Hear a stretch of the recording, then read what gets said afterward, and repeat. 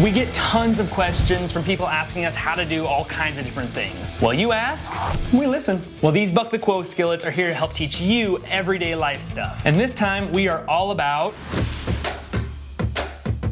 It's definitely different when you get your first job and you get a triple-digit paycheck and you're like, oh, I have all the money in the world now. If you don't have money, then how are you supposed to make it in life? There's a lot of stuff I want to do that I can't pay for. For me personally, things that I've had to learn on my own that I wish kind of came with like an instruction manual would have been like saving habits, spending habits. And then you spend all of that money that you think you have, and it turns out you don't have so much money because then it's 13 days into your next paycheck and you don't have any money to get gas or get food to go out with your friends.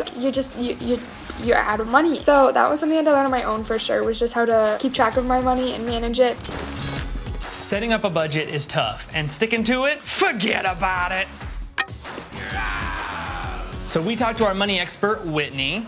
You paid off a lot of student loans and you did it in a short amount of time. How much and how long did it take you? It was $30,000 in 10 months. It was that goal that kept me going, and it kept reminding me that this is a bigger deal. And you start seeing progress, and that progress comes really quickly. And so for me, I was like, this is so cool. I was all in on my goal. And here are her best tips for budgeting those dollar bills. For starters, why do you actually need a budget? A budget's all about you. It's about how you plan now to make sure you have the life you actually want later. So before we talk money, you have to ask yourself some big questions like, what's important to me and what do I want my financial future to look like? Once you answer those, you're ready to get real. Now about actual bucks. Not those kind of bucks. It may seem too simple, but let's break down the basics. The money that you have coming in every month, that's called income. And the money that you have going out that pays things like survival, your bills, maybe to have some fun, that's expenses. Don't set unrealistic expectations. Set goals that you can hit. Small goals you hit every month, like paying for your groceries or getting some new clothes. And big goals you want to hit in the end, like paying for your tuition or buying a new car. Not that car, that's a toy, and it's mine.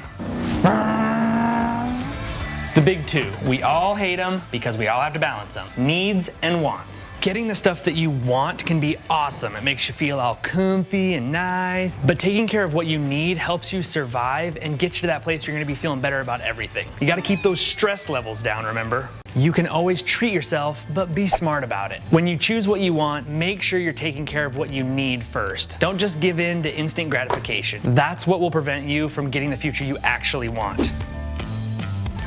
Make sure to add a line for savings in your budget so you don't forget. The common rule is to put 5 to 10% of your paycheck into your savings. But if you're saving for something big like a car, you want to put more. And set aside cash to treat yourself. If you like going to the movies on Friday nights or just grabbing pizza with friends, set aside some cash-ola.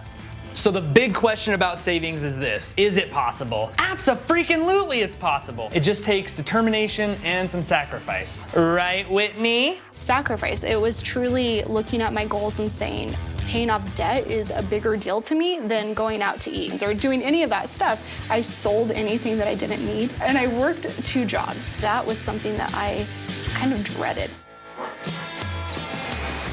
Bonus tip, watch out for that little sneaky devil impulse buying. He's that little dude that screams, go for it, when you see something that you really want but you didn't budget for. For example, I had a good buddy that used to blow all his money on video games. Whenever they came out brand new, he'd be at the store and he'd just impulse buy them, wouldn't think about it, blew all his money. What an idiot.